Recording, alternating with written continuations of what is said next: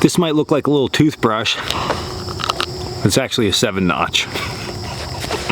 I have the corniest jokes for these opening videos.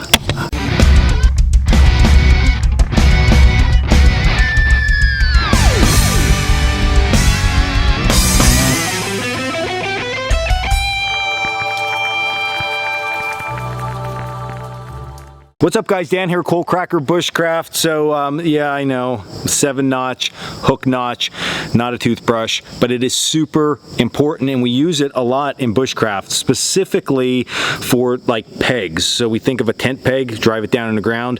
This 7-notch then acts as the hook that grabs onto the paracord or the loop to hold your tarp in place.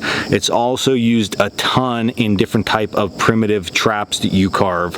So this thing is something that you're going to come across at some point in your bushcraft and survival careers.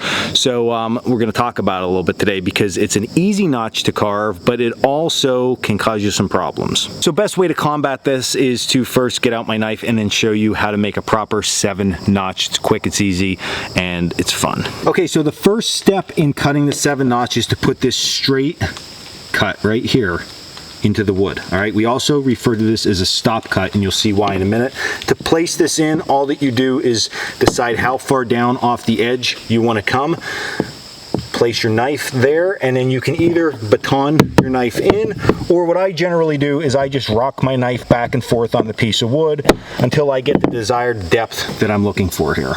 All right, now once that is in place, I'm going to come below that cut and I'm going to carve up towards it. So I'm going to go from here, I'm going to carve up towards it carefully, and then you see how it stopped my cut? So that's why we call it the stop cut. So I come up just like that. Now if there's a couple little hangers just like that, we just put our knife here and rock and they come clean really quick and really easily and we're good. So we create that 7-notch really nice that way. Okay, so we have our flat spot here and then it's carved up there. All right, creating it. Now if we need to go deeper, you can just continue this process. So dig in a little bit and then take your knife, carve upwards, repeating this process until you have the desired depth that you're looking for with your 7-notch. So here's one of the issues though that we run into when we are cutting upwards towards our stop cut. If we push too hard, that happens. We actually cut off that little knob that we need on there in order to keep this thing working correctly. So how do we combat that? Well, there's a really easy way to do that. First thing we're going to do is put our stop cut in place, just like that, making sure it's deep enough and where we want it. And then what we're going to do is we're going to come down about a ½ inch below that and we're going to put what I call the safety cut. And put the safety cut in place. Just like that. Okay, now we're going to carve from below our safety cut up to the safety cut, and that way if we do push too hard by accident, we're only knocking out that top section just like that. Okay, now if we didn't carve too hard after we go a little bit, then of course we can be very delicate and careful with that next cut to relieve it up to ultimately where we wanted it to get to, just like that, and then it is in place. So adding that safety cut in place before our stop cut helps eliminate split out like I showed you earlier. So the stop cut, then the safety cut, then some carving. It'll get the job done every single time.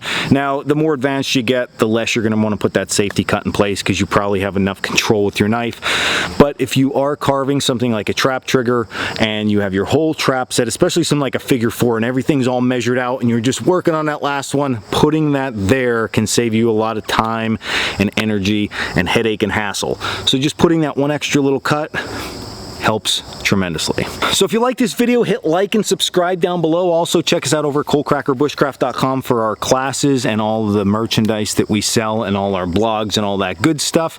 And then go out, practice this one, have a good time carving, and until next video, stay in the woods.